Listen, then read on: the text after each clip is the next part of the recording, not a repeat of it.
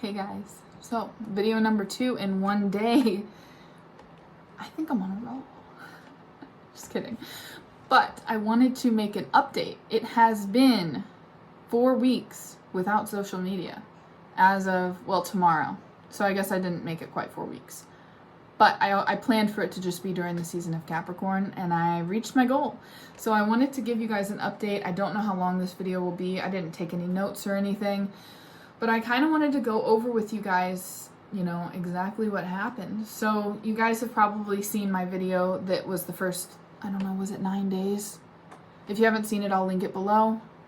And I'll put it here, wherever. So yeah, what has changed in 4 weeks? Let me think. It was back the 21st. It was the Great Conjunction or the Grand Conjunction or whatever it may be. So the cool thing was, since I wasn't on social media, I had a ton of time to really reflect and focus on exactly what I wanted and actually take action for the things that I wanted. So, for example, one of the things that I really wanted, and this may be really silly for you guys, but I really, really wanted a new cat. And I thought, oh, it's going to be my birthday present. I'll get a new cat for myself. And me and this cat are going to connect so well. It's going to be, an awakening experience to get a new cat. And I don't even like saying it like that because it feels like a possession, but to get a cat and really, really connect with that cat. And so I found one that I liked online, and I was instantly like, let's go see him. Because I'm very I always feel like it has to be impulsive. This was a lesson I learned too. So I call them and they're like, you have to apply for the full adoption before you can even go see the cat, right? And so I'm like, okay, I guess I'll do that. And I apply for the cat, and it's just this extremely vetting process where they're asking for two references and the landlord's number and all of this stuff. And I'm like, wow, this feels like a lot for a cat. But here's the thing.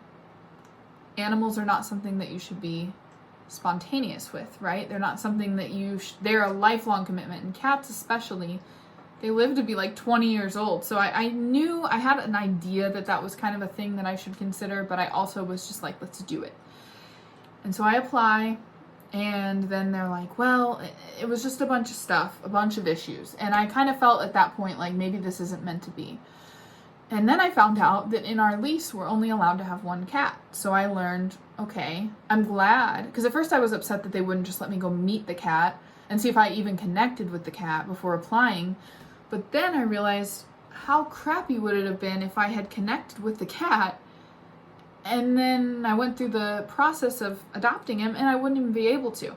So, lessons in patience, right?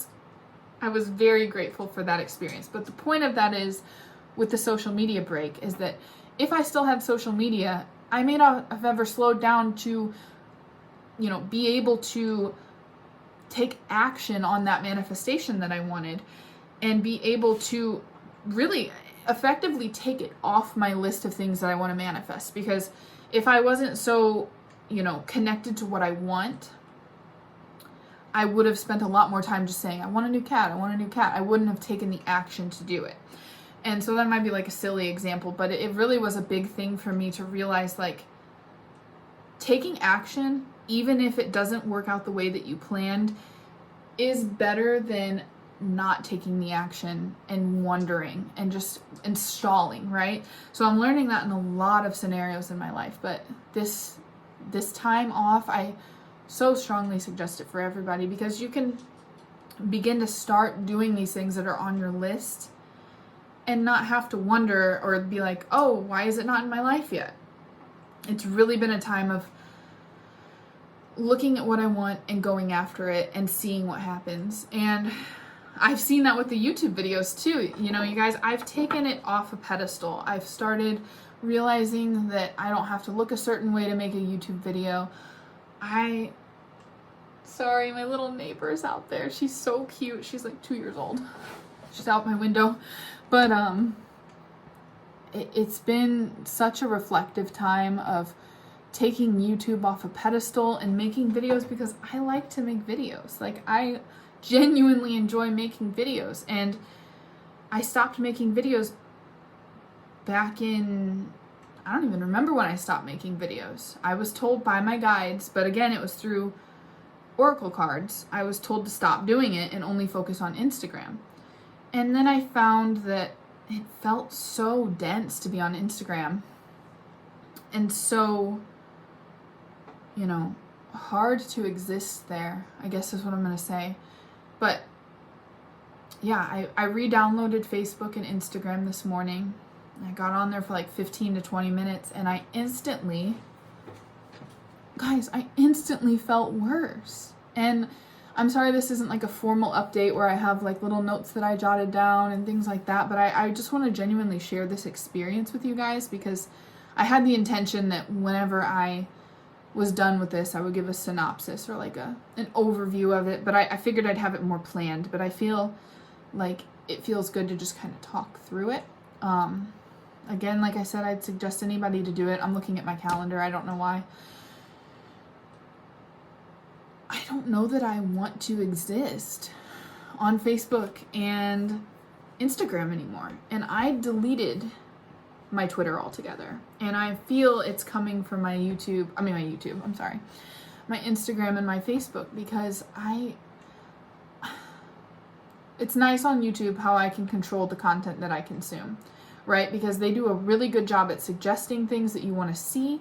And also, YouTube's very like intentional. Like if I don't like a video I'm watching, I just turn it off. I don't waste my time keeping watching it. And I can even put like not interested.